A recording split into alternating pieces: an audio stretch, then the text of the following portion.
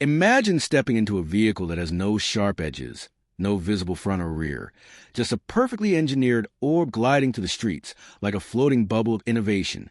Japan, known for pushing the limits of design and mobility, has unveiled this one-of-a-kind electric sphere vehicle that's already stirring excitement across the globe. From the outside, it resembles something you'd expect to see on Mars. Compact, spherical, and crafted with ultralight materials, the vehicle is small enough to fit into tight urban spaces, yet strong enough to carry an adult with ease.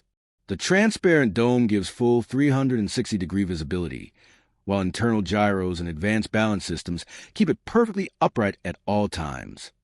Powered by a quiet but efficient electric motor, the vehicle reaches moderate city speeds with zero emissions. Its battery can be charged via a standard household outlet in under 3 hours. And with a full charge, it can cruise for nearly 50 kilometers, perfect for short daily commutes, tech campuses, or even tourist zones. Beyond the novelty, this vehicle challenges everything we thought we knew about personal mobility. It's affordable, it's eco-friendly, and it's designed for the evolving demands of congested urban living. In a world facing environmental strain, transportation innovation like this is more than quirky, it's necessary. Now, here's the shocker. It only costs $2,500. That's less than a high-end e-bike or even most smartphones these days. Currently available for order in limited quantities, the vehicle is expected to debut across select Asian and European cities within months. Social media has already gone wild with early footage of the spherical pod zipping down city streets.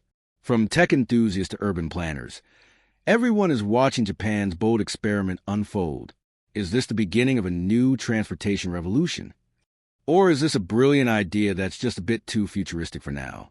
The future doesn't always come in straight lines. Sometimes it rolls in perfect spheres. Early adopters in Tokyo and Osaka are already taking these rolling pods for a spin. Quite literally. One user described the experience as sitting inside a floating glass bubble that turns every ride into a conversation starter. Another noted its surprisingly smooth handling, even on bumpy surfaces, thanks to its advanced self-balancing gyros. Testing centers have popped up in urban tech zones and university campuses, offering trials to students, tourists, and local professionals. The reactions? Equal parts amazement and disbelief. But of course, every innovation has its hurdles.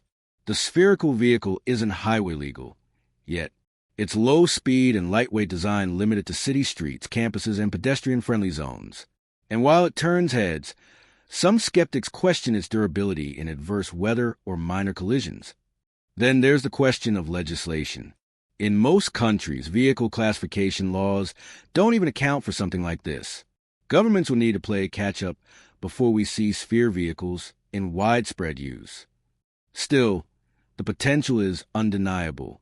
City planners are beginning to imagine micromobility zones, entire sectors where larger cars are restricted and small, clean energy transports like these take over.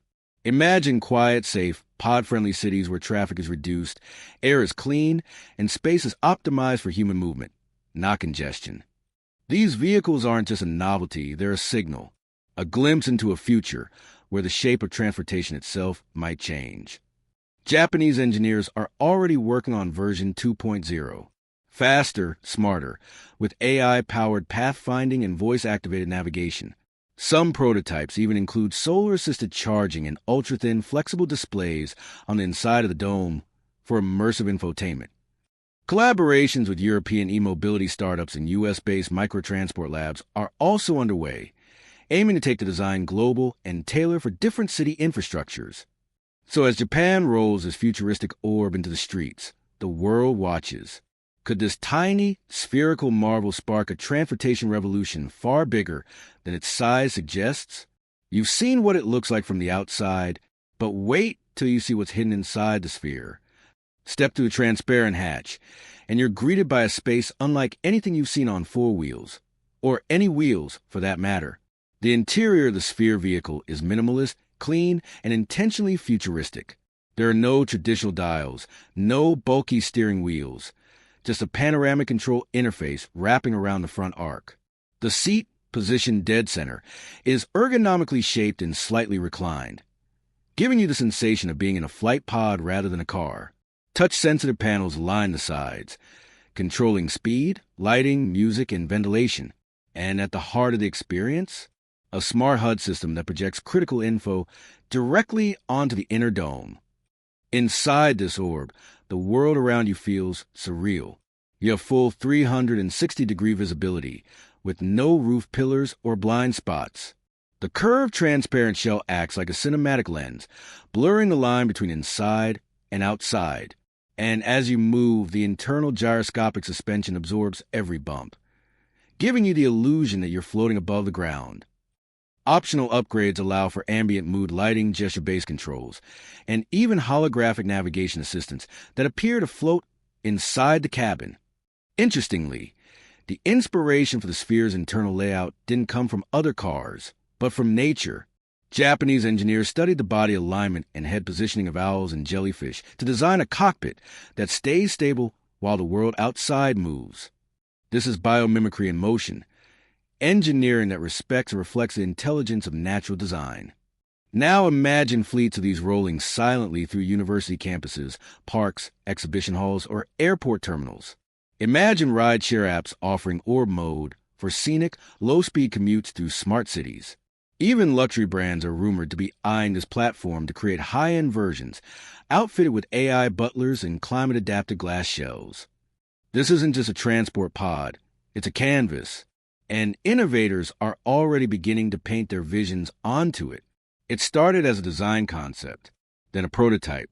Now it's a working model, available for purchase, tested by early adopters, and studied by researchers.